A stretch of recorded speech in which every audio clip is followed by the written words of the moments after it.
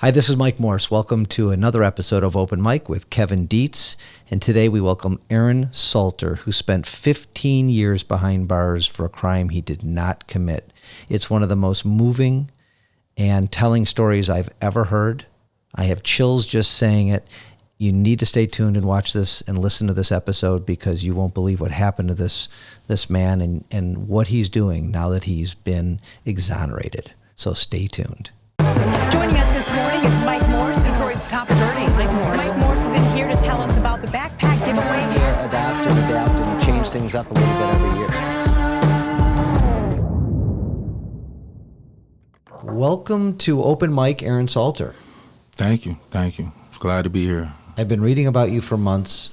I asked Kevin to help get you on the show because you have one of the craziest stories I've ever read about, ever heard about. And from all that I can see from you, I don't see the anger. I see you wanting to help people. I see love, and I want to talk to you about this. So that's why I wanted you here. And again, thanks for being here. Thank you. So Aaron Salter, tell me, how old are you? I'm 37 right now. I'll be 38 on August 15th. And where did you grow up? I grew up in Detroit, on the east side of Detroit, Mack and Cadillac, Mack and Fisher. And tell me about your upbringing. Tell me about your childhood. My upbringing was pretty good. My mother was a social worker. She struggled to take care of me and my brother by herself. And we just spent a lot of time in recreation centers and everything while she was at work. Okay. So we played football, basketball, dealt with a lot of people in the neighborhood, a lot of kids. So we always grew up around a lot of kids. And was your father involved in your upbringing? He was, but him and my mother was going through a thing. Okay. But he's back now, so I'm just extremely grateful that I was able to bring my family back together. Are your parents both alive? They are. And where'd you go to high school? I went to high school on 94 in Van Dyke, Detroit Kettering High School. Okay. And did you graduate? I did. I graduated in 2001. And did you play any sports in high school? I played football, high school football. Were you a good player? Great. I went to college. So you're a big guy. How big are you? Right now, I'm probably about like 275, 6'3".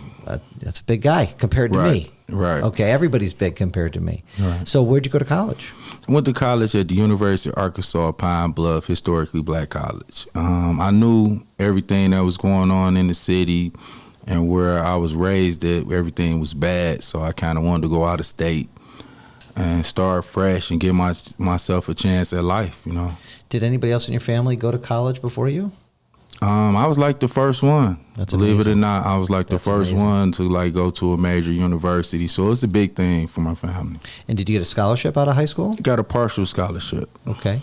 And was college something that you'd always dreamed of? Not really. You wouldn't go like that. No, I didn't think so. But Yeah. tell me, was it a football partial scholarship? Right. And you played football at the college in Arkansas? Yes, I did. And how many years did you play football? Just 1 year. I was having problems paying my end on the tuition. So time. how many years did you attend? Actually, it was like a little under a year, actually. Okay. The struggle just got too tough for me, and I decided to come home and get my financials in order. Okay. Did you play any ball there when you were there? I practiced. I was sitting out my first year. Okay. And then the next year, I was going to be able to get a full ride, 4-year scholarship. Wow. So money got tight. You came back to Detroit. And did you get a job? I tried to get several jobs. I worked at IHOP, and that was just like a joke. Like me coming from school and, having this big football career to working at IHOP, that kind of didn't sit well with me. And they was making me do like a lot of lifting and stuff. They say this guy big, so we're gonna make him carry all the boxes. Sure. And do the grunt work. And I was going to school to use my brain, not my back, So it ain't sit well with me. No, I hear you. In high school, were you a football standout? I mean, were you one of the best on the team? Yeah, I was in the paper a lot. I bet. Was it a good team? We was division champs that year. Kettering, was doing bad a lot, and we was actually able to get division championship and play in the city championship.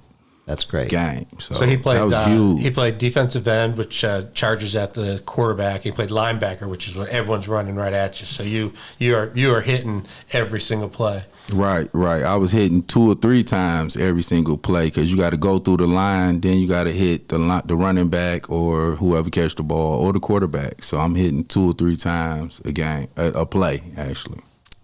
So did you have dreams of playing once you got home? Did you think, if the situation didn't happen in 2003, were you gonna try to keep playing somehow? Actually, I'm about to start playing with the semi-pro team Seminoles.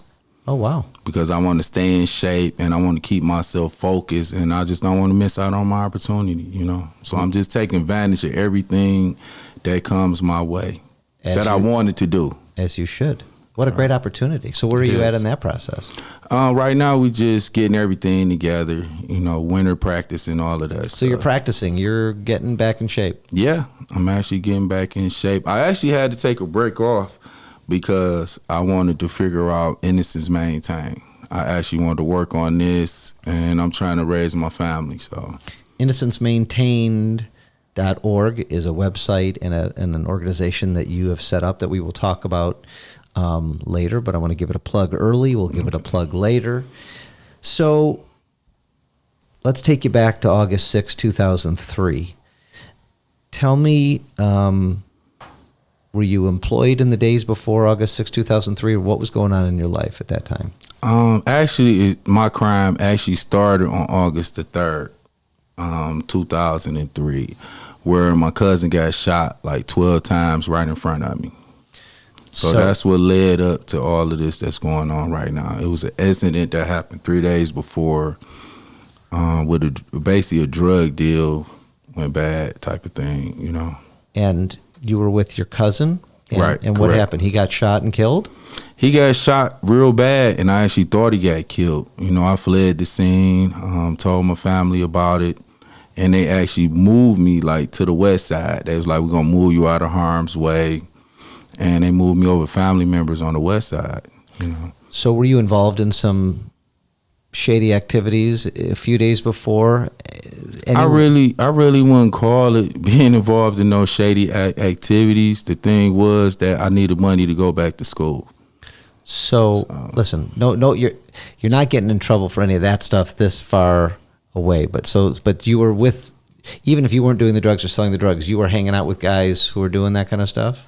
I was. I actually hung out and sought my cousin out to sell drugs to get money. Got it. But I didn't actually get into the selling drugs or anything because he got shot. So you were there. So that kind of ended everything. I was in his neighborhood and, pretty much watching him type of deal, getting the feel of everybody. You were investigating if I want to get involved in this or not. No, I was going to get involved in it, no doubt about it. Like on the east side of Detroit, where guys don't have money or they don't have jobs, that's like a, secondary type of thing. Like, I hear you. And you saw him get shot, and then what happened? After I seen him get shot, I fled the scene to my brother's house, called my mother over there, and she took me on the west side, told her what happened, my immediate family, what was going on, what happened. And, the best thing that we came up with was, we're going to take you to the west side until everything blow over. And we actually figured this out, So was there a house on the west side that other family members lived at? Or? Yeah, it was a house on the west side. My cousin lived at with his 3 daughters and his fiance. So you moved in with them? I didn't actually move in with them. I kind of spent the night over there, okay. And so it's like a safety thing. So when there's a shooting like that, a drug-related shooting, another one's coming back. You don't just take a shooting. You go back and you return fire. They come back, return fire. This goes on. That's why our numbers get so high in Detroit. There's just this back and forth retaliation. So when something happens, kind of everybody splits. Okay, so your cousin was shot for a drug-related something. Was there gangs related to this, or was it just a drug-related crime? I can't really tell you if gangs was involved in it, because this was a cousin that I never really dealt with like that, because of the activity that he in, because of the direction that I was going in. But because of my desperation, I wound up seeking him out and trying to make money to go to school, because I knew that being on the east side of Detroit, being a black man, that it's hard. Sure. You know, it's real hard. So my only option was I want to go to school and get out of this neighborhood. So after he was shot, your family took you to the safe side, the west side, for the time being. And what went on? So you stayed there for a few nights? I did. I actually did stay there for a few nights. But in the process of me staying there a few nights, the guy that actually shot my cousin up, because they was actually cool with each other, they had this strange like relationship, you know, where they'd be with each other but they'd hurt each other. Do that make sense? Kinda. Like a little brother. It's like a little brother type of thing. Usually it's a noogie on the head, not a shotgun or a 12 shots. 12 shots. So right. So August 6, 2003, according to our research, 2 men, one armed with a carbine rifle, fired more than 10 shots at a porch on Park Grove Street in Detroit. And a 26-year-old passerby, Willie Thomas, was killed. Is that true? Correct. Did I say that correctly as far as you did. know? Would that have been a retaliation for the shooting of your cousin? I think that was like he didn't know. I don't think the guy knew if my cousin was going to tell on him or not. And it was the kind of like, I don't got nothing to lose, desperation, I'm going to kill everybody type of thing. So everybody who ever wronged me type of thing. Like, that's the mentality of a lot of guys, you know. But this was not the same house where your cousin got shot. Was it the same neighborhood? It was in around the corner. Around Same the corner. neighborhood, yeah. So it could have been related. It was, but it wasn't. You know, I don't know, like, you never know who a guy beefing with on the street. Like, guys selling drugs. Like, if a guy sell drugs on another guy block, he beefing with him. Got it. So you never know really who against each other or what's going on. Like, I wasn't there. I really didn't know these guys, like I told you. So it's a lot of stuff that I still don't know. Val Newman probably know more than I know about my own case, you know, put it like that. So somebody was killed, Willie Thomas, and 2 other people were injured that night. Right. August 6, 2003. Correct. And I have a lot of details here, but I want you to take me through what's your first experience with the police after August 3rd, 2003. Okay, so my birthday was on August the 15th. I had a little drugs left over from being with my cousin, so I wound up trying to sell those at like 4 a.m. on August the 15th. I wound up getting arrested for that. Okay. Nonviolent crime. I wound up getting arrested for intent to sell under 50 grams of crack cocaine. So in the process of me going through court process and everything with this, I get rented out for a murder and arraigned on murder charge. You said rented out? Writ out. Writ it out. Okay, I'm sorry. Right. And so when was that? That was sometime in the beginning of September. So I was about to get out on a dope charge. Right. I was going to get time served and walk right out the door on that. And homicide detective Donald Olson, I guess the judge at the time me going to court, he had a warrant that was unsigned.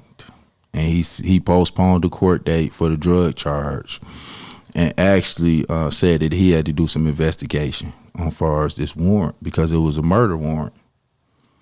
You know, and by him doing his investigation, I wound up getting the warrant signed and being investigated. And I didn't tell him anything. I told him I didn't know what they was talking about. Did you hear about this shooting? Never heard about it. Never heard about this. So who was the guy. first officer you talked to about the shooting? Was it this Donald Detective Olson? Right. This guy sounds like bad news. Yeah. So is he still on the force? Does anybody know? He's retired right now. So, there's a whole backstory here that had nothing to do with you that the research showed. So I guess I want to know your understanding, but I have a lot of the facts that went on behind the scenes. So this Luster, who was shot, he was one of the two people who were shot. 24-year-old Jamar Luster was shot by the shooter. Willie Thomas died, and Michael Payne was wounded. But Jamar Luster thought one of the gunmen, he told Donald Olson, was named Rob and hung out on Pelkey Street. Did you know that fact? I did. Okay. I did. Do you know who Rob is? Rob is actually my cousin. The one that was shot up? The one that was shot up. The one that couldn't even been there. Well, he was in the for hospital, crime. I'm sure. Correct. So correct. So that's showing mistaken identity right there. Okay. And he was on, so I guess there was two gunmen, Luster said. There was two gunmen. And it was he thought one of them was the guy, and Rob was confirmed he was still in the hospital at the shooting, because it was only 3 days later. Intensive care. Okay, intensive he went care. through multiple surgeries for that. And the reason he lived is because the guy shot him close, and the bullets actually went through instead of expanding. Like, that's why he lived. Luster also said that about a month earlier, a man he knew as E, who lived on Pelkey Street, who fired shots at Allen's house. Right. Who's Allen? Allen is the female the woman. that was in the residence. Okay, so she that was the actually house. didn't get shot, but she was actually one of the people involved. But there was another shooting a month earlier. Did you know about that shooting? Did not. That's police records. Like, I would never know anything about that. And I didn't have a private investigator, so, we didn't dig that up or even, go into that enough to even provide a defense for me for that. So it sounds like the police ruled your cousin out because he was in intensive care. And then there was another man identified as Erland Collins. Who's Erland Collins? Erland Collins is the guy that actually shot. He actually did all the crimes and stuff. Erland Collins is the one who did them all. Right. And they knew his name early, it sounds like. Right.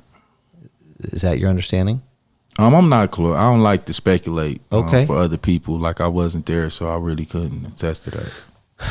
So, the articles have shown that Olson, the detective, said he was acting on a hunch, and he found a photograph of you, and took it to Luster's home after he was released from the hospital and showed it to him.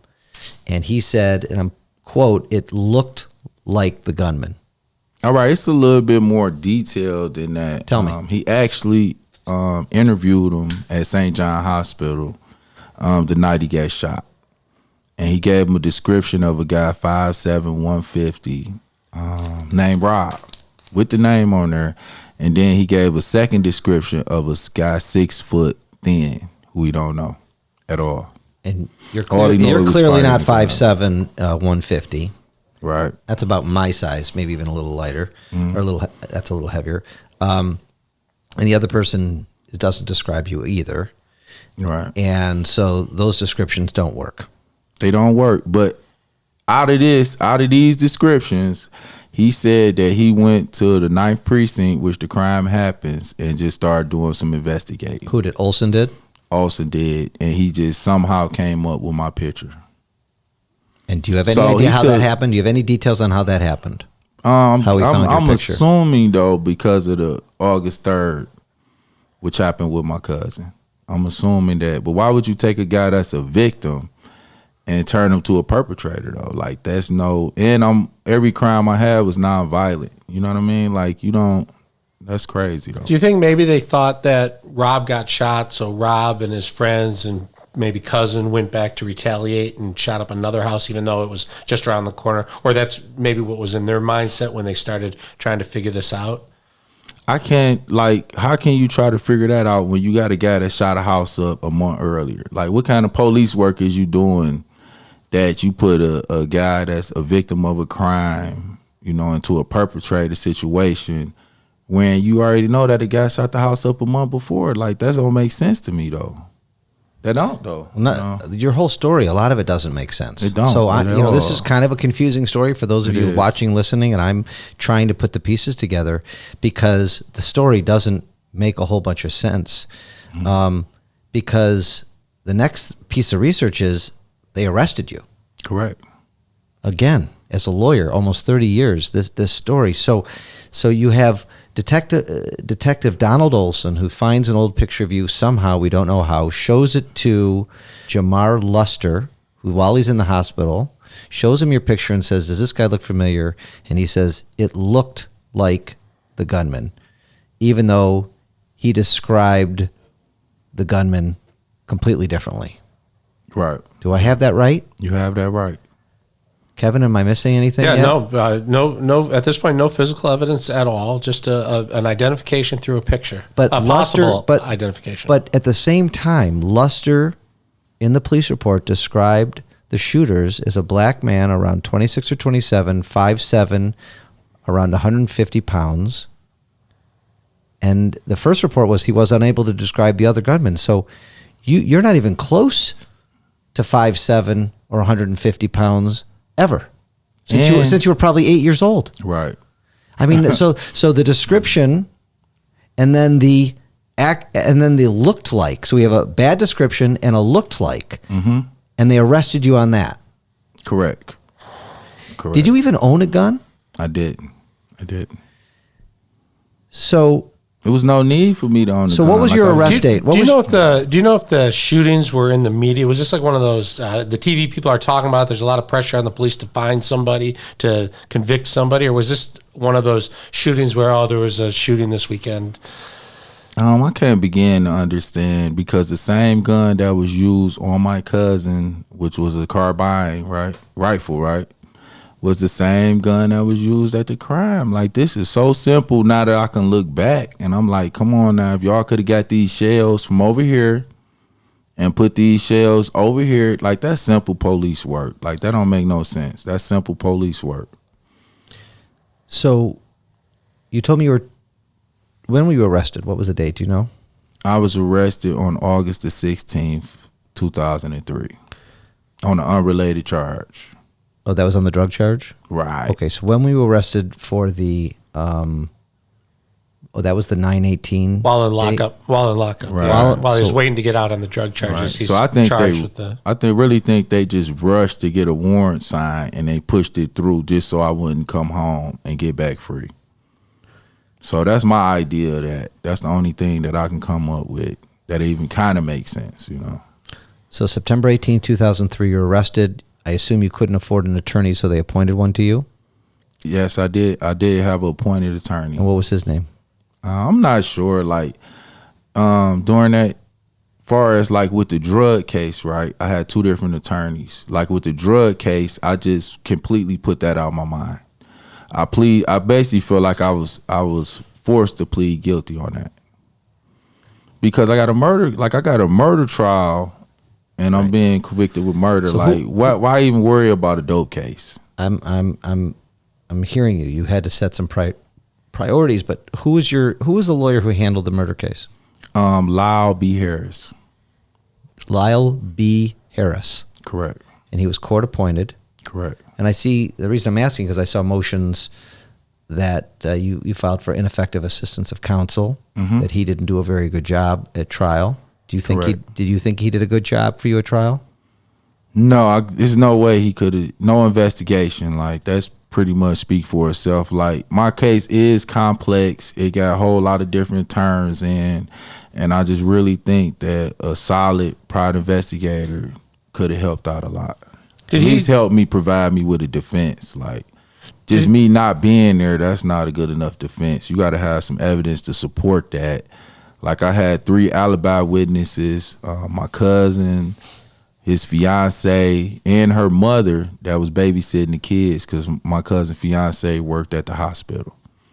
So she was actually getting like child care checks to babysit her kids, while they was there. So that's 3 adults and 3 kids that was there. And they never testified, right?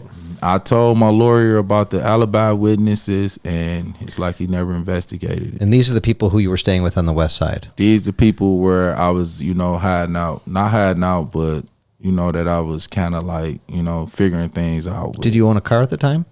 I didn't own a car. You didn't have a car, didn't have a gun, and this is several miles away. Correct. And so you're saying there was, the night of this shooting, or the time when the August 6th shooting, you were on the west side at the house with all those people you just mentioned. Trying to figure it out. Trying to figure out how I was go about this process. This is something that I never been into, and I just wanted to do the right thing. Like, I didn't want to get myself in further trouble. Like, I really wanted to do the right thing, though. How do you know what time did the shooting happen? According to the records, the shooting happened like 1 or 2 in the morning. And how are you 100% certain that you were home on the west side with these people? Were you sleeping? Were you home? Yeah, how do you know? Yeah, we was locked in. It's like kids in the house. Like, that's, I was locked in, man, pretty much that time. And before trial, before preliminary exam, you told Lyle Harris, your attorney, that these people were alibi witnesses. Correct. Did he ever meet with them before trial?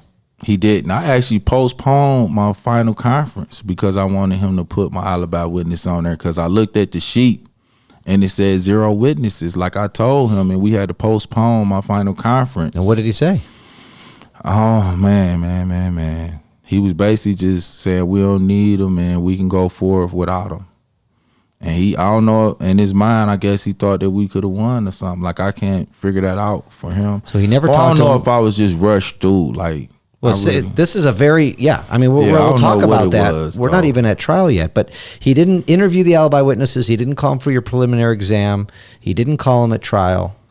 I had an alibi witness at trial. Like, I actually went that far to tell my brother and mother, I was like, look, I need them to be at trial so that we can make this stuff easier for him.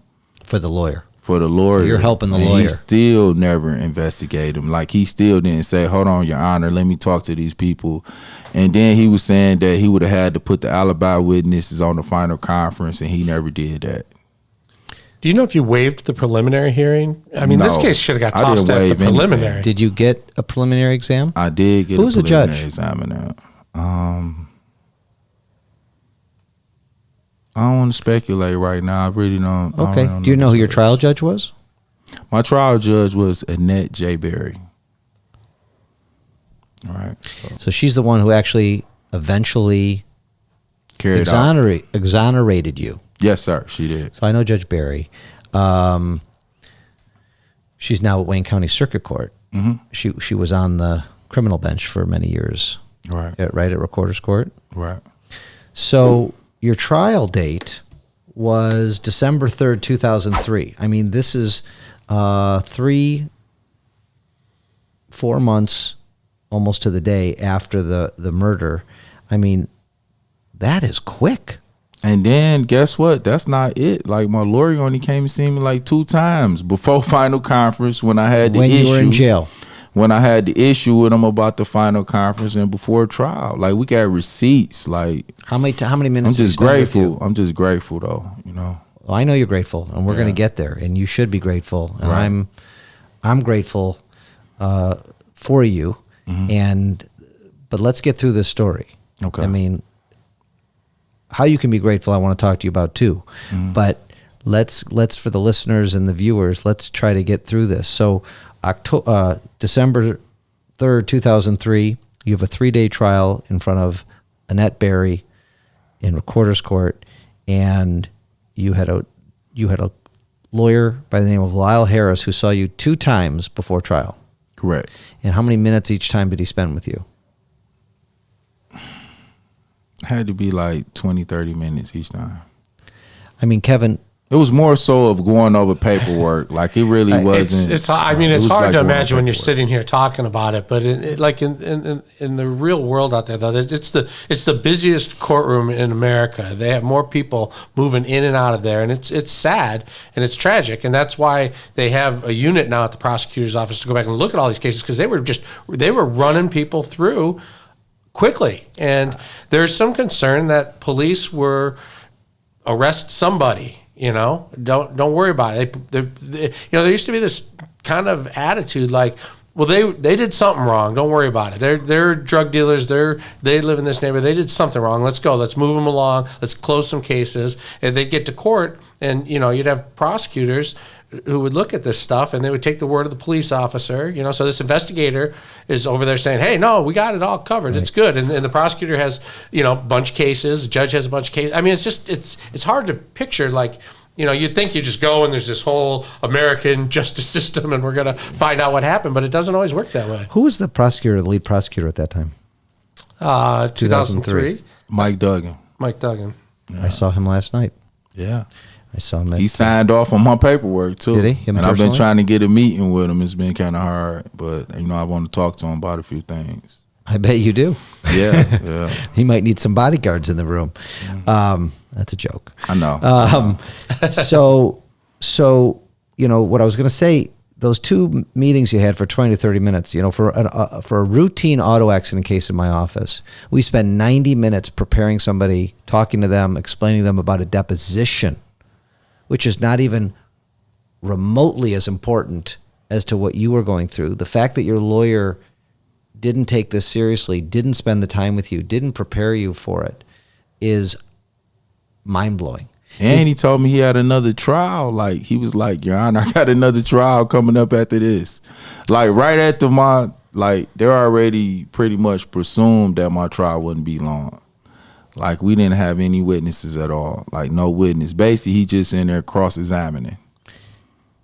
And that's sounds correct. like by the seat of his pants. He just cross-examining. And Lisa Lindsley, pit bull, man, she's a true. Who was that? That was Lisa Lindsley. That was the prosecutor. Yeah, she's their Right. top prosecutor still. Still? I mean, when there's a big case, Lisa's on it. Yeah. So and let's she was talk on about it. that when we get to the ultimate story. So the trial was quick. Did you testify? I didn't testify. Did you have a discussion with your lawyer whether you should or whether you shouldn't? I did, but his whole ideology was, because I had broken into a store like at 4:00 in the morning trying to get money. How many years ago before this? That was actually like a month prior to this. I actually tried to do that first, and then I was like, I got to get some money to get out of here. So that was on your record. So it is on my record. So you had a right B&E and you Business, you had a drug conviction. Correct. And he was afraid if you testified that those two things would now. He come said up. my credibility would look shaky. Right. So, well, whether true or not true, just for listeners and viewers, he was concerned that they would ask you questions about that, and the judge and jury would probably be prejudiced by that information and find you guilty, or would think you were more likely or not than not guilty because you had a couple prior crimes, right? Right. That's what you were probably explaining. And he said, if you don't go on the stand, that information doesn't come up. So those two prior convictions didn't come up in your trial, did they? They didn't. They Okay. didn't. So, But they're nonviolent though. Like, why wouldn't you want a guy that's convicted of murder to testify on his own behalf? What type of, well, I don't get that. You bring up a good point. You're sitting in jail for 4 months, knowing that you're going to be tried on a murder charge where you were nowhere near the crime scene. You had 3 alibi witnesses. What was going through your mind as you're sitting there for those 4 months in Wayne County jail? A lot. It was a Describe lot it. Describe going it for through me. my mind. I was just trying to learn the law. I was in the law library, and I was trying to, take a fast course in the law, and it couldn't happen, and I couldn't preserve my rights properly, And that happened to a lot of guys. Like, last thing we think is we're gonna be in a court setting with our life hanging over our head. Like, my life seriously was hanging over my head. Like, I got natural life and 2 counts of 20 to 40, along with felony firearm. So were you scared? extremely scared. Like, extremely scared. I can't imagine what that feels like. I mean, were you yelling and screaming to everybody who'd listened that you're innocent and you had nothing to do with this? At the time, I just kind of wanted to see what justice was going to take it. I always believed that, my faith in God was extremely strong, and I always believed that God wouldn't put nothing on me that, I couldn't take. And one thing I knew, that if didn't nobody believe that I didn't commit that crime, I know that God believed that. And I just prayed hard, like I really prayed hard. It goes to show you what a good lawyer can do for you. For sure. I mean, you hear that all the time, that the justice system isn't fair and it favors the rich or people who can afford attorneys. Because had you had a good attorney, you had had better evidence, you would have been counseled whether you should have testified. Those other crimes might have It would been have got thrown out. suppressed. I mean, think about a Preliminary case. exam. Think about a case where a spotlight is put on how police investigated. You've seen them on OJ, for instance, where they look at every little thing. I mean, if they looked at any little thing in this case, they would have said, Well, correct me if I'm wrong, Aaron. There's no physical evidence that connected you to the crime. None. No DNA, no fingerprints, no nothing. Nothing. You had a very shaky, incorrect ID. Correct. By a detective who didn't give him 6 choices of photos or 8 photos, what they're supposed to do. I don't know why that ID didn't get thrown out. They showed you one picture. It didn't get thrown out because when they seen that they couldn't get me as being the slimmer guy, 6 foot and thin, they went and put me on Rob. And they tried to attach the independent basis to that. And that's what they held me on appeal. All them 15 years, I fought saying that I'm not Rob. Like, this guy know who Rob is. And he said that I wasn't Rob. So I was in there trying to attack the suppression of the identification. So and the courts didn't listen to me. Like the Court of Appeals, Supreme Court, like they just rubber stamped me and they didn't listen to me. And it held up, which is another problem. So 3 days of trial, you're convicted on 2 counts, and literally a month later, you're sentenced to what you described as life, 2 counts of life, natural life. Correct. And when the jury came back with guilty, I mean, let me back up. When the trial's going on for those 3 days, did you still feel that the truth was going to come out, God was going to protect you, and that justice was going to be done? Did you have any confidence while you were sitting there, or did you know as it was going on that the case was not going well? What was going on through your head there? After I got found guilty, I went straight into preserve mode. But before that, during those 3-day trial, do you remember how you were feeling? Felt the worst I ever felt. So did you know this lawyer was doing a crappy job? I did. So you're sitting here watching your life pass before you, that you had some lawyer who didn't really care about you, didn't prepare, didn't do his homework, didn't spend the time he needed to do, and you saw it going bad. I seen it going bad, but this guy had such a winnable case. I still thought how bad he done. I still thought that we could have won, though. Like, we still could have won. And how many jurors was there? 12 jurors? Correct. And the prosecutor could convince 12 jurors, because it has to be unanimous, that you were guilty of this, even though you clearly weren't. Correct. Have you talked to any of these jurors since then? Haven't. Tried to reach out to none of them. Okay, I was just curious. Yeah. So you get sentenced in January 2004, and one thing that I think is really interesting, Joanne Thomas, sister of Willie Thomas. Willie Thomas is the man who was killed on August 3rd, 2003. She testified, quote, "In my heart, I don't feel Aaron Salter is the shooter. I just don't feel that. They got the wrong guy. I don't think he's the person that shot my brother. It wasn't Aaron Salter." End quote. Were you sitting there when she said that? I was. And what did the judge say, or how'd she react? The judge reacted just cold-hearted. It was heartless to me. The judge doesn't have anything to do at that point. You've been convicted of murder. You're sentenced automatically to life. She has guidelines, right? She has guidelines. Yes, mandatory. It's mandatory life. You're right. I'm just curious if she reacted. That's strong. That's a strong plea to the judge saying this is the wrong man. Did you have anything? Okay, let me ask this question. Do you know how she got to court? Who asked her to come talk? Did anybody talk to her? Your family, your lawyer? To the victim? To the victim's sister. Do you know how that happened? We didn't actually talk to her at that time. But one thing that the judge did bring out, because she asked her, how did she know that? Okay. And, like families, they deal a lot with the neighborhood. The neighborhood don't particularly talk to the police. So the neighborhood and everybody, and they grew up in that neighborhood, they told her, like, that ain't the right guy. And they told her who actually did it was the guy named E. She said the guy named E killed her brother. She said that on the record to the judge. On the record.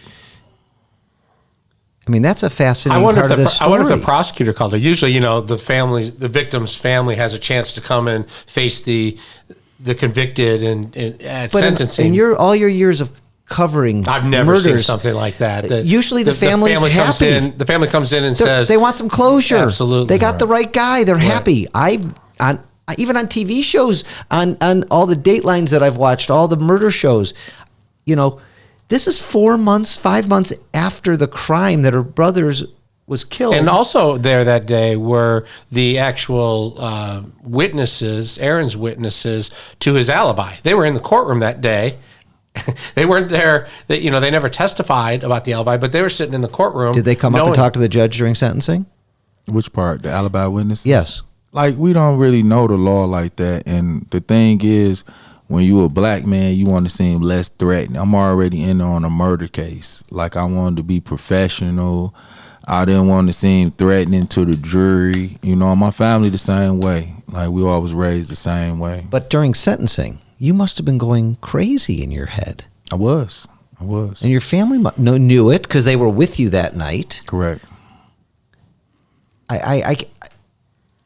Was your attorney saying, "Hey, we're going to get this on appeal. This is garbage conviction. We're going to get on appeal," or were you just sitting there saying, "Oh my God, my life's over. I'm going to prison for the rest of my life"? I didn't say that because I had Joanne Thomas. Like, I always knew that I had hope because I had heard, like, the victim's sister said I didn't do it. Now, I felt that we can respond from that, you know, and it was a good thing, though. And you testified, or you spoke to the judge on sentencing day telling her that you were innocent. Correct. And telling her that you said if nobody was actually there and that all the evidence was hearsay, you thought that justice was going to prevail, basically. And she heard you, but did she say anything back to you?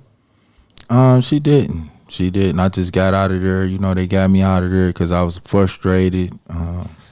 Were you yelling and I was sad screaming, because of my family. I was sad because my family had to sit there and watch that. My brother, he was so upset he like slammed the door because they knew where I was at. Like, that's different when you know that there's no way that your brother, your son, your cousin could commit a crime and they just being railroaded. Like, that was like a hanging, man. That was similar to like a lynching, modern day lynching, man. The story is it must remarkable. have been like an outer body experience for you or something, like you're just watching this thing happen to you. I don't know. And at the same time, trying to remain composed for the family, for his family, and for himself. Right. I mean, rather than screaming, I didn't do it, although he did stand up and say it. Right. Your first appeal was ineffective assistance of counsel, which the Court of Appeals denied. Did you have a lawyer for that one? I had a court-appointed appellate counsel. And that person filed a motion? Basically, all he did was look at my transcripts, write issues down, and basically went on about his business after I got denied from the Court of Appeals. So I basically, went the rest of the way on my own. I had to learn the law, preserve the law and everything. And then in 2006, you filed your own motions in federal court for a writ of habeas corpus? Correct. And that got denied? No, it didn't get denied. I actually got appointed counsel. 2008, the Federal Defender's Office was appointed to help you. Attorney Jonathan Epstein, later joined by Lauren Kogali and Colleen Fitzharris. But guess this was going to be the real crazy part, though. Guess who gave me my counsel? Patrick J. Duggan, Mike Duggan father. Federal judge gave me counsel to represent me. Appointed Federal Defender Office to appoint. Is that optional? I mean, didn't he have to do that? But I mean, you're saying the coincidence is crazy. I don't know enough about the Federal Defender Program.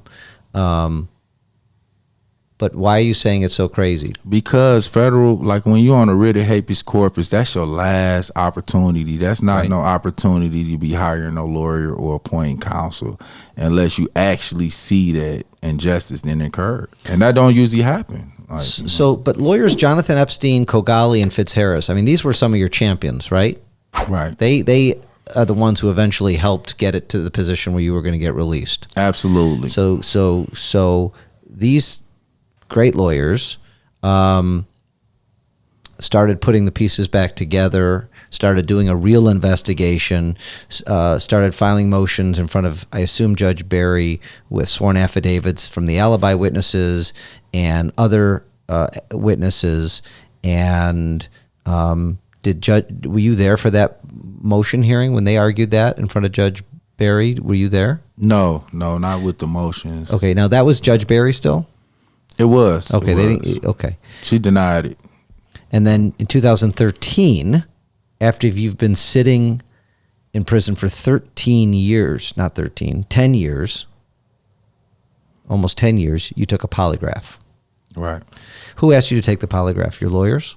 My original, like when I got convicted, I originally wrote a letter to the judge telling her, like Annette Berry, I tried to file my own motion of reconsideration.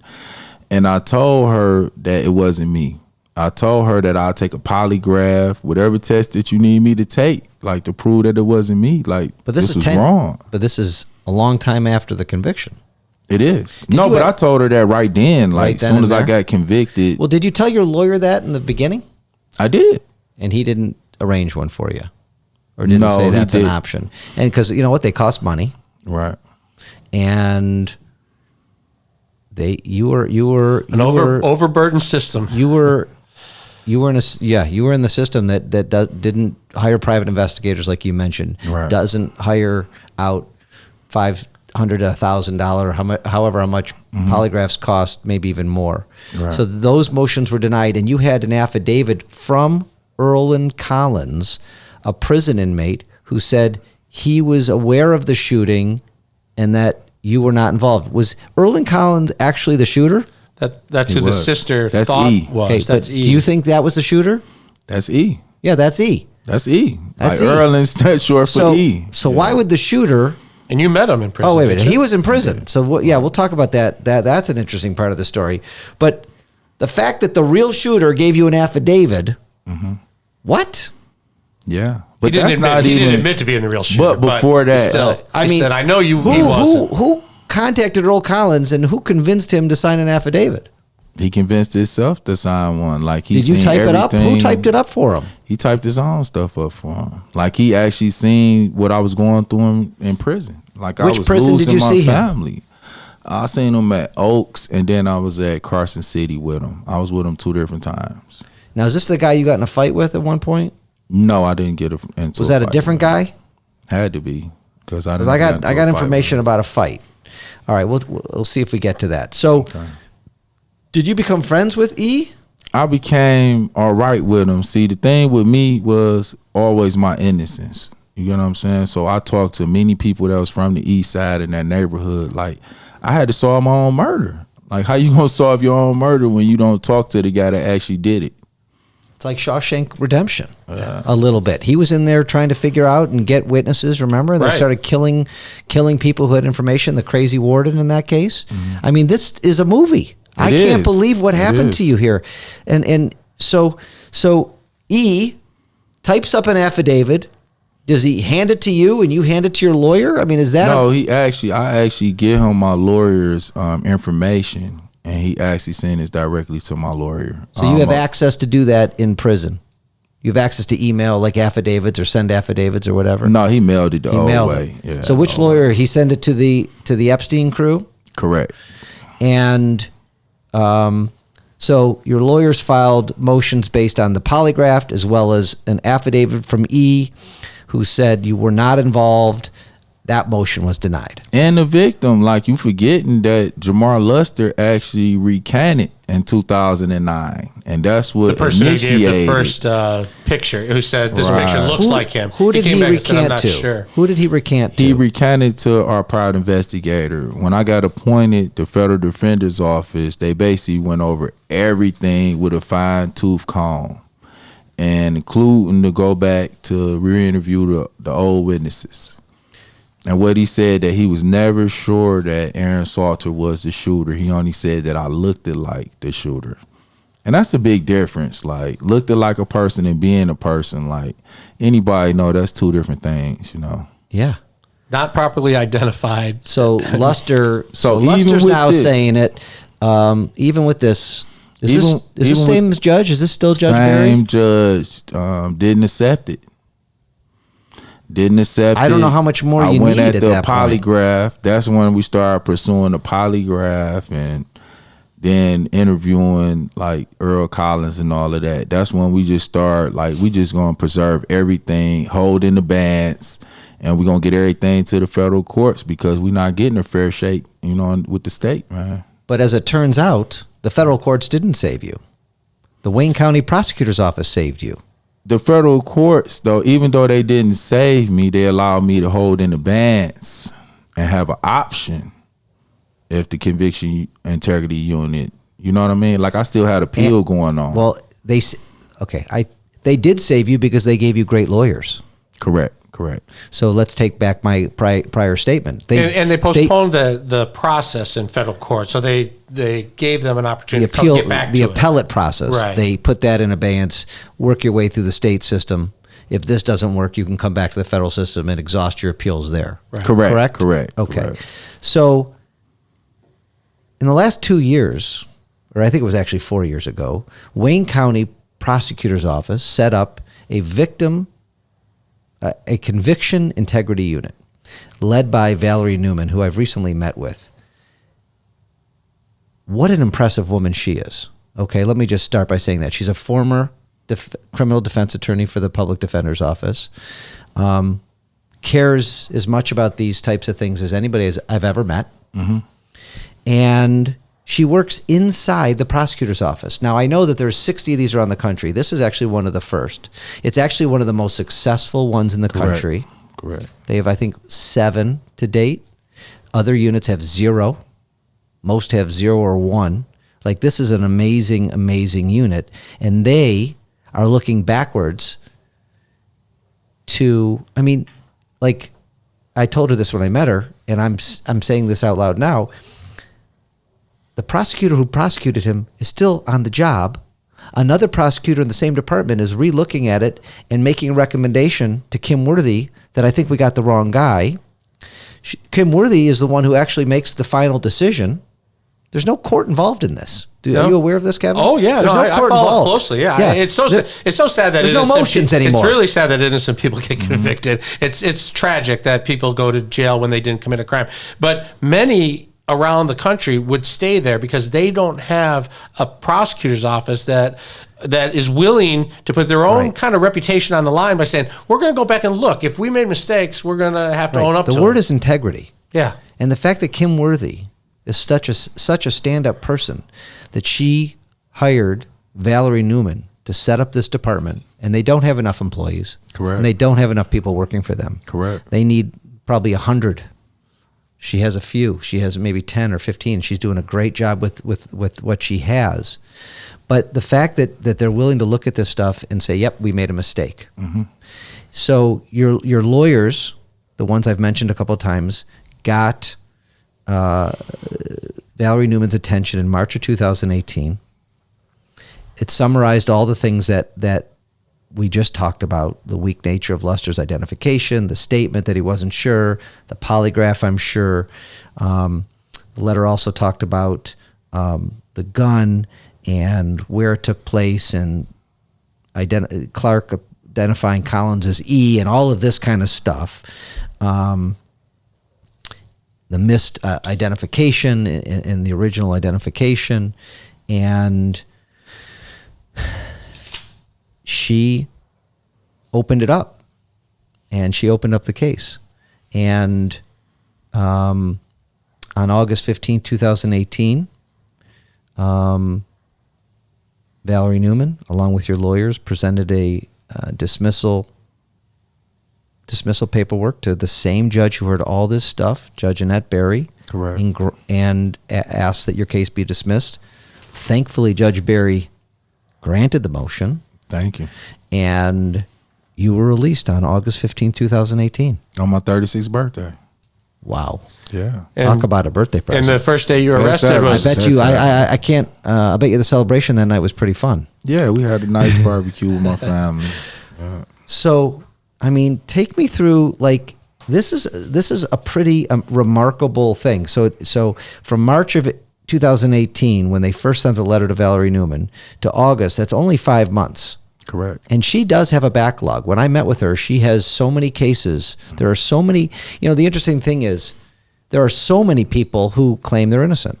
She's getting, I don't remember the numbers, but I'm sure it's way more than hundreds of people saying, I'm innocent. And one of the things I remember her telling me, and this is true for a lot of the integrity units around the country, that I found interesting. The person, they won't look at these cases unless the person has maintained their innocence from day one, right? So it's not somebody who, if somebody admits to something or apologizes or takes responsibility, they will never get through this, never get to this point. Right. I mean, these are for people who are truly, truly innocent. And that's one thing, because that's one easy way to weed it out. Right. If somebody pled guilty, they're not looking at those. If somebody, apologized or somebody admitted to something, they're not looking at those.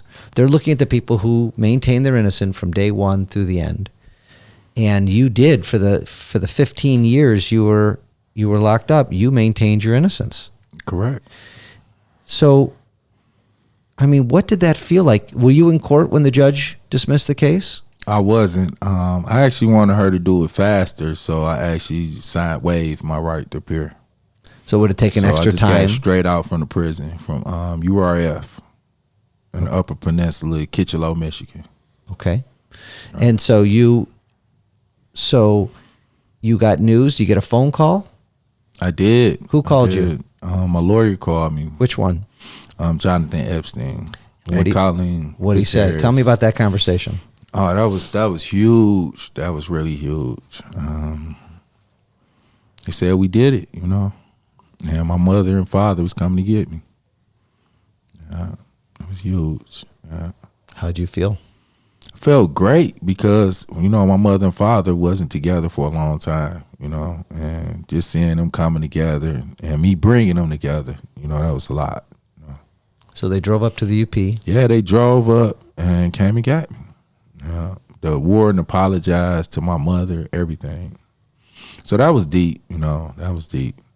Because at the end of the day, when you wrongfully convicted, all you want is people to recognize that you didn't do that, Like, you don't want something on you that you didn't do. And that just validated that, I got my life back, And that people won't look at you as a monster. Because in prison, people look at you for the crime. They don't care about if you fight an appeal or none of that. They just like, this guy in here for murder. He never going home. And they treat you like that. And it's just sad, real sad. At what a guy had to go through to prove his innocence in prison.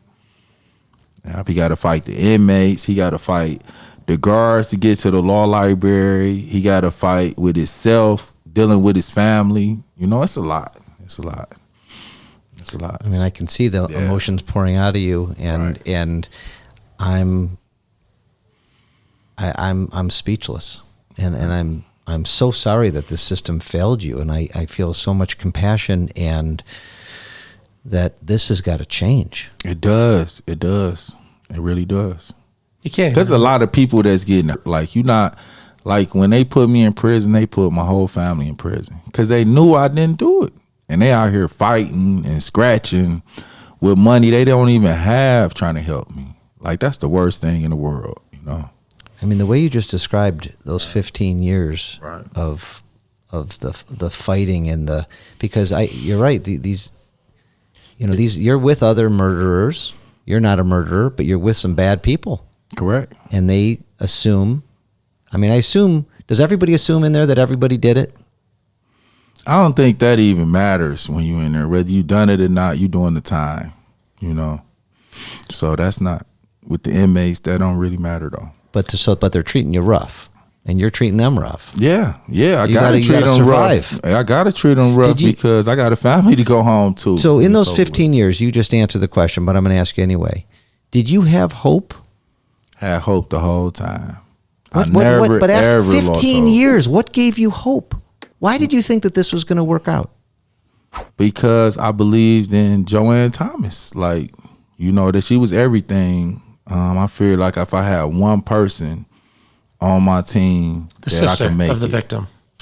So did you correspond with her during those 15 years? I actually didn't. I was too busy doing my law work. I kind of wanted to leave it out away from her because of what she went through. Like, she just saying her brother, they was close and they got murdered. And then I'm the guy that, even though she don't think that I did it, like, that still got to be weighing on you talking to a guy that's convicted of your brother's murder. You know, so I just kind of wanted to give everybody space and just do what I can do for myself, you know. Have you seen her since you've been out? I have. I actually have. Yep. I How'd went that over go? her house, seen her and her family. It was great. Were they happy for you? Extremely happy. She's happy about everything that I'm doing, and she's just a big supporter, though. Did they ever convict anybody for that murder? They didn't. They didn't convict it. But so the guy who you think did it, he's in prison for something else? Yeah, he's doing like 30 to 60 years And you're for pretty- related or something that's related to that, And you're- guns type thing. And you're pretty convinced that he was the actual shooter. Yeah. And yeah. he actually didn't tell you, but he told you. No, he actually told me that he committed the crime. He didn't tell my lawyer because he does have an out date. Okay, So- I missed that part. So he Right. admitted to you that he did it.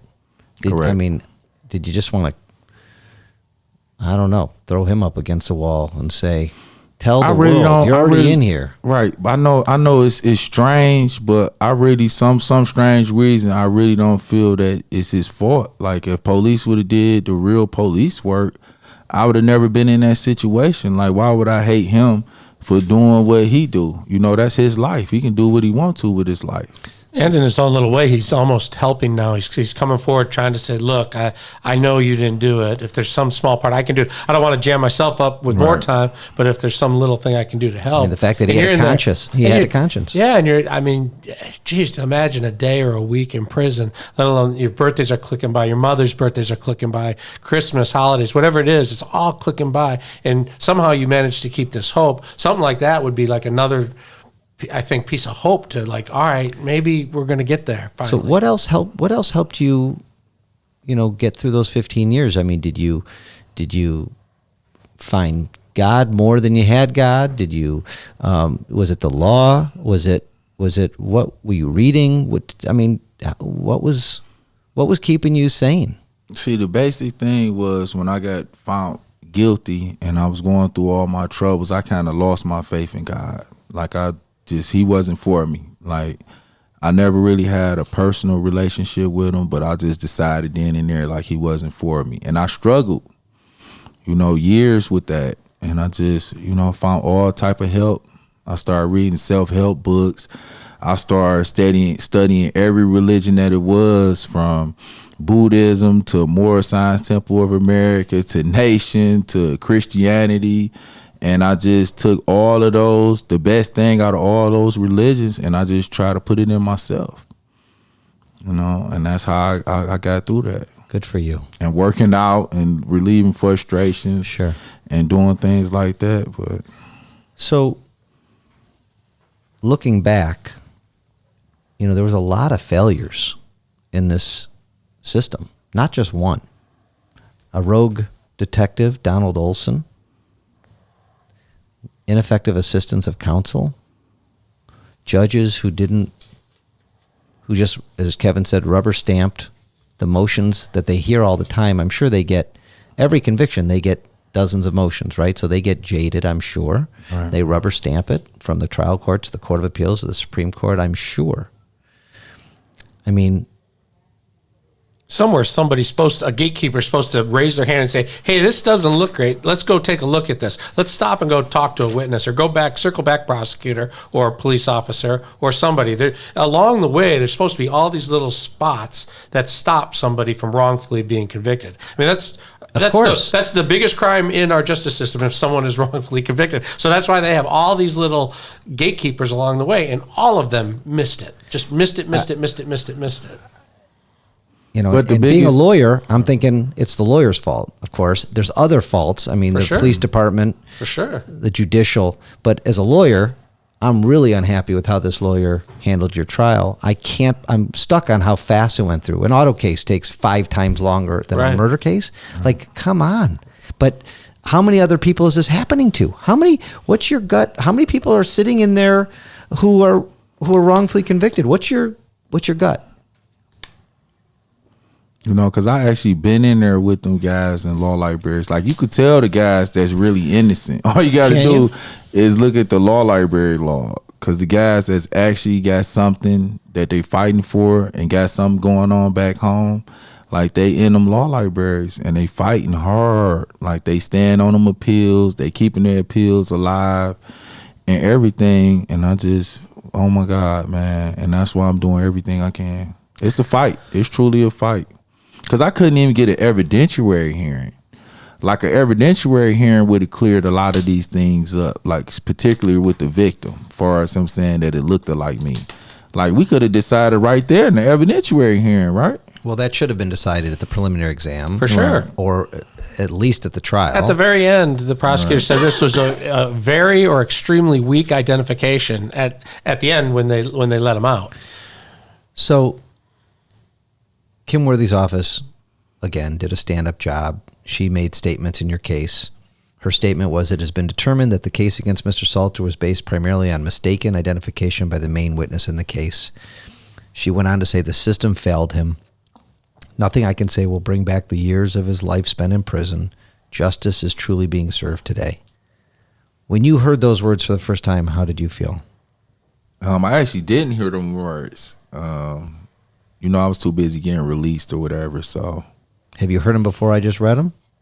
I have. I seen them in writing, you know, but I never really and your heard tears them. are falling out of your face, and when you Right, heard those right, words. right.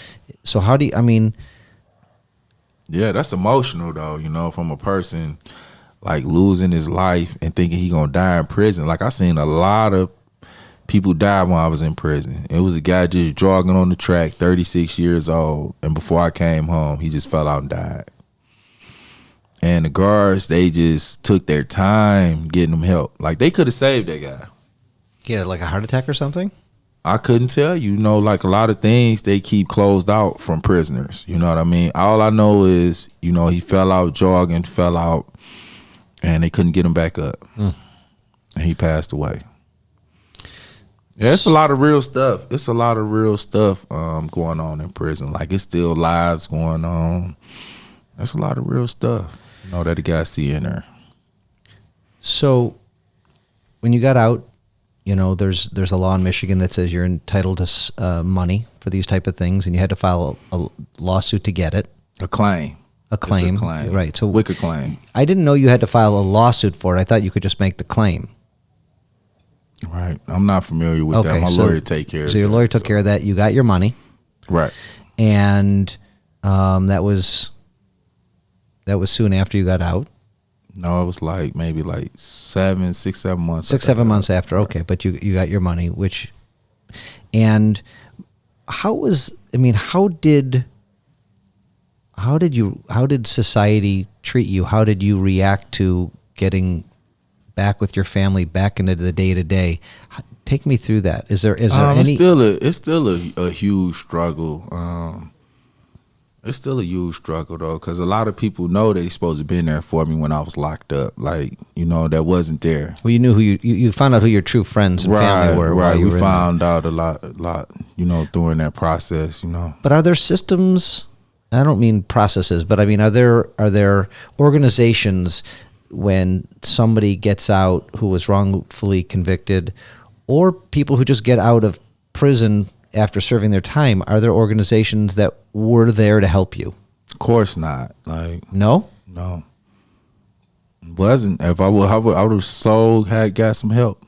So tell me about the help you needed. What were your biggest struggles when you got out? For one, my biggest struggle was housing. I didn't have any housing. Didn't have a job to provide for myself, to pay simple bills like telephone bill and, you know, things like that a guy need when he get out. I didn't have that. So did you try getting a job? I did. And I mean, you don't have that conviction on your record. You have others, but I do. those were minor, and we talked about those. Mm-hmm. What was the problem finding good employment? I actually found a job. So a lot of things I learned by going through it. I applied for this temp service, and they actually hired me in at Chrysler. You know, I was doing a cleanup at Chrysler. But in the midst of me doing that, like, I figured it out, like, I need to be outside. By me being, you know, locked up 15 years, it's some psychological damage that happened. So I'm not able to actually be indoors for a long time, working a job like that, you know. So I had to quit for my own sanity. You know? I get it. Right. And I mean, what about your mental health? Are you getting psychological treatment? I'm actually not getting psychological treatment, but I have seen a therapist. I've seen a couple therapists since I've been home. Okay. Is that helping? You know, I seen it was helping. It was helping. You should keep that But up. one thing I think that's extremely helping is, you know, helping others. It's therapeutic, and then, you know, solving other people's problems actually helps me dig into and solve my own problem. And we've heard that, and I've heard that over the years. Right. You know, giving back helps your own self. So let's talk about what you're doing. Okay. You got out. You bought a house at 6 in Woodward area. Like 7 in Woodward. 7 in Woodward in Highland Park. Correct.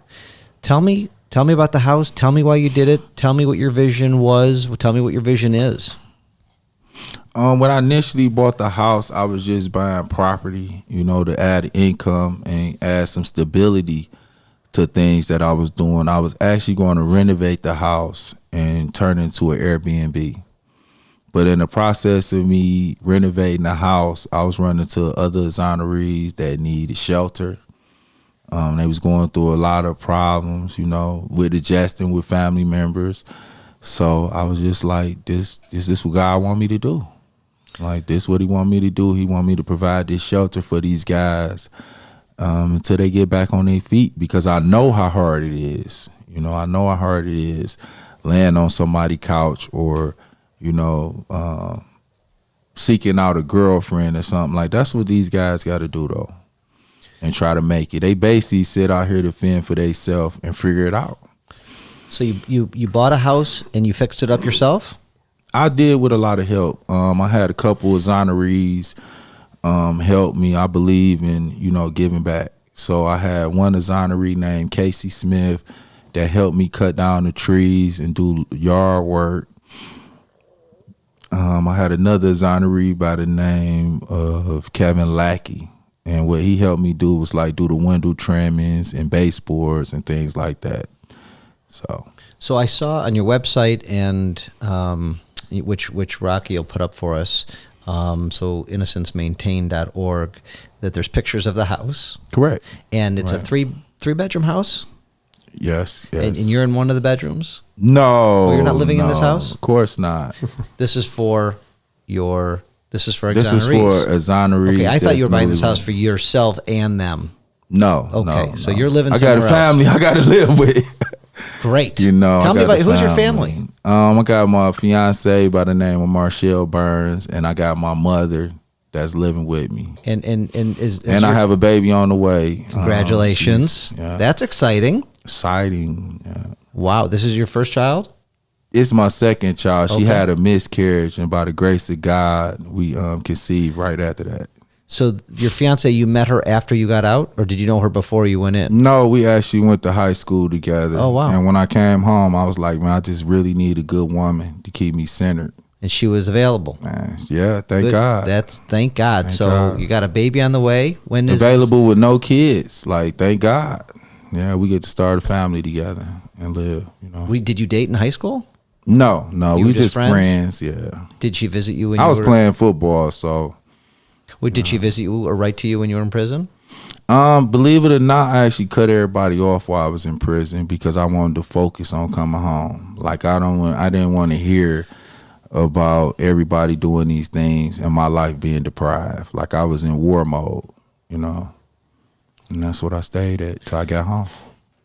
So you built a house specifically for exonerees who people who were wrongfully convicted and finally get out, who needed a hand.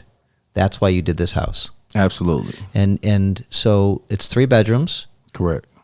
Are there 3 people living there right now? No, it's just one guy living there by the name of James Che Clad. And he's living there, and you have 2 rooms available for others. 2 rooms available. And how are you paying the light bills? How are you paying the taxes? How are you keep maintaining this house? Compensation. So you're taking your own money and doing it. My own money is doing that. Are you getting any donations? I have got a few donations, but one of the biggest donations that I could receive was from Here to Help. Like, they fully furnished the house. Okay. Because this house, you got to think, this house was down for like 8 years. This house died. It literally died. And we brought it back, and, we had to put a whole new sanitation line and dig the backyard up. Like, we did a lot of work. I put steel beams in, brand new hot water tank and furnace, like all new electric, plumbing, HVAC, all that stuff is brand new. So you put over $100,000 into this house of your own money. Yeah, about $110,000 to help people getting out of prison who were wrongfully convicted. Correct. And what's your vision? What do you showed me before we started today? You showed me a website that you had created. Correct. Tell me what your vision is. What do you need? What do you want? If the listeners and viewers want to help you, what do you need? Right now, I need support. I need everybody to go to innocencemaintained.org and look at our wish list. And we need to finish this project. Like, we really need to finish this project.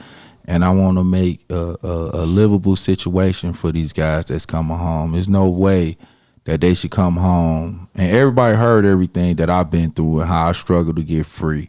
Like, you shouldn't have to come home and still have to fight. So, what'd be great is if you could get some additional mentoring skills. Like, I mean, how great is it that when they get out and they don't know where to turn, they can look at Aaron and say, "Hey, look, here's a place to stay. Getting a job is really tough. You may want to look for jobs outdoors." Like, just to learn from him. Yep. And to your point, you were saying like psychological help. It'd be great if somebody listening said, "We'd like to help you out. We can come by the house and have talks, group talks or whatever." I mean, you could really do some more to help these guys who've just basically lost their lives, like group wrongfully, like group therapy. Sure. I mean, there's at least 7 in the area that we know of. But there's probably others that get out without the Innocence Project's help. Like there are still channels for people to get out without Innocent Projects, but this is obviously the easiest. So if people want to contact you, they can go to your website. They can contact you there. What's on the wish list? I'm just curious. Give me some items. Wish list is like the backyard, like by us digging up the backyard and having the sanitation line. What the sanitation line is allow plumbing and stuff to go from the house all the way to like the alley. So we had to dig all of that up, dig down. I think it was like 6 or 8 feet underground and put a sanitation line in, so the plumbing can flow correctly. We need a backyard put on there. We need stump removal. I did most of it, but it's a lot of things that I couldn't do because we need bobcats, like to pull roots out that been in the house for eight years or been growing for 8 years. They cause problems with the sewage, with the housing. And we just got to dig that stuff up properly. And you got to have a bobcat to do that, because the roots be down in the ground so deep. Well, if somebody's listening and has a bobcat, please contact Aaron Salter or myself through Open Mic, and we'll get the information. I'm going to give you a nice donation on your website, and we can talk about that after the show. But I'm very moved by your story, and I want to help. Thank you. I appreciate it. And I see this as, I didn't really understand the need, but when people get out, they need help. And do you feel like is it the same help if you're exonerated or if you just served your time? Is it the same person, the same needs that person has when they get out? Of course not. Like, this a whole different psychological monster. You dealing with people that a lot of times everybody gave up on. but God kept them fighting. You dealing with people that been told all their life that they wasn't going to be nothing. Because most of these guys that's getting into trouble, like they was, getting into trouble, or they was doing things to make the police have mug shots on them. Like that's what happened in Detroit. A lot of times when a person in the neighborhood, they'll just go get everybody that's been taking mug shots and they'll put them in that lineup. And that's what happened to me. Like they took mug shots from when like I was a kid, man, and showed it to this guy. And to this day, they don't even have identification numbers on them. You know what I mean? It's like they just made them up because these people was taking illegal photographs and turning them into mug shots. So it's sad. It's just sad, but it happens, man. But you're saying it's interesting because I wasn't prepared. I wasn't ready for that answer. I mean, it's completely different. If you go in, if you get convicted of something you didn't do, it's a completely different person than the person who actually pulled the trigger or did something really, really violent and bad. Correct. And coming out, they need probably more mental health support and counseling than others. They do. They really do. And, hopefully through your organization, you can set up a network, a checklist, a network of people that they can call, of things they're going to need, of job resources and a place to sleep.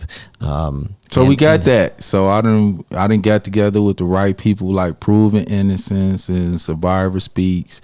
And we actually creating that network, whereas we have resources. So when the guy come through, if he need counseling, I can call somebody. Like we actually do got that network set up. And it's just by the grace of God that we able to do that and move like that. We got a lot of nonprofits.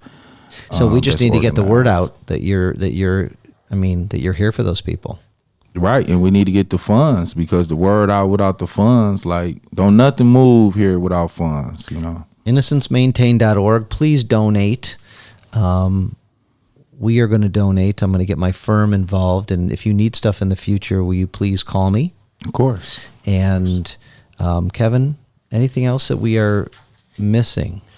I just think it's important for people to understand that people who go through the prison system, the ones who are properly convicted or not, they go through so much, and when they come out, we need to try and help them, because if they don't get any help, that's when we get into recidivism. Mm-hmm. People go back, and these people come out, they want to contribute. They've just spent a lot of time where they felt they've wasted the one life they have, And so I've just seen it over and over and over again, where people come in and they just go, if I only had, family to go to. Well, a lot of times the family's really mad at them. They can't go there. So they come back, and they literally have no place to live, no place to work, no place to go. And it doesn't take very long before you're sitting at a shelter trying to figure out, what am I going to do? And someone will go commit a crime. Even it could be someone who was wrongfully convicted saying, look, I just need some money. When he was trying to get back to school, he's like, I just need some money to get back to school. I'm going to go do a robbery, make a bad decision because you don't know where to turn.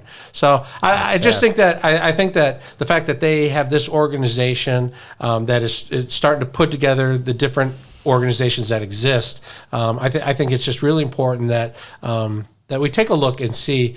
And we should keep an eye on the website and see if we can't make sure that it's built out in a way where as many people are out there trying to help are in a place. So when someone comes out, they know, oh, I just called that I go to this website, or I just call this number and I can find what I need.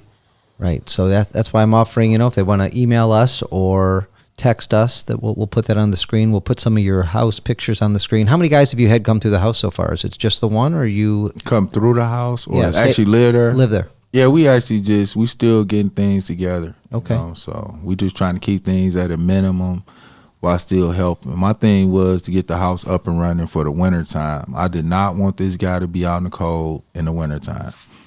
And is the heat working? Everything's working? Everything. You got to come check it out. Whenever I was you're waiting ready. for an invitation. Yeah, I mean, I didn't know come how check it obvious I had to out. be. But all right, so Yeah, I'll come come check over. it We'll bring out. some bagels and have a coffee at the house. I'd love to see it. No Okay. kidding. I'd love to come see it. I would love for you to come and Okay. see what $110,000 look like. I would love to. Rocky, let you should we see go that. over there with the camera and do that Yeah. before we put this podcast on? You know, Aaron, you are a wonderful guy, and I just feel I just feel your emotions, and I feel what you went through, and the fact that you're not sitting here pounding on the table, angry at the world, angry at the Mike Duggans, angry at the Judge Barrys, angry at the bad lawyer, angry at the bad detective. I mean, I don't think I could have done that. I don't think I could be as poised as you. And you are a teacher. And I think I'm so glad that you allowed us to share your story, because I think a lot of people are going to learn from your message and learn from your grace and learn from, you know, what you went through. And if they, you know, they're going to know that these steps can go bad, and they're going to hopefully get the help they need and hopefully make enough noise to get the right lawyer and get the right attention to this, because this should not have happened. This should not happen to anybody else again in America, in the world, in ever, anywhere. And people have got to just keep telling these types of stories. So lawyers know, jurors know, right? The judges, I mean, I hope these judges rethink and take motions seriously, and on and on and on. I mean, there's just so many lessons to your story, and I do think it's a movie one day, and I do think that this is you know, the message must get out. And thank you for what you're doing for the guys coming out, and I look forward to helping you. I look forward to visiting you, and thanks again. Thank you. Any parting words you want to give us? I just want to part everybody with this. Bitterness affects you. It don't affect the other person. It really affects you. And it's hard to think when you bitter. You know, so if we can forgive, it's not for the other person. It's actually for us, to allow us to live. So bitterness don't get you nothing but stress, anxiety, and all of that. So let's love, y'all. Great advice. Thank you again. Thanks, Kevin. Thank you.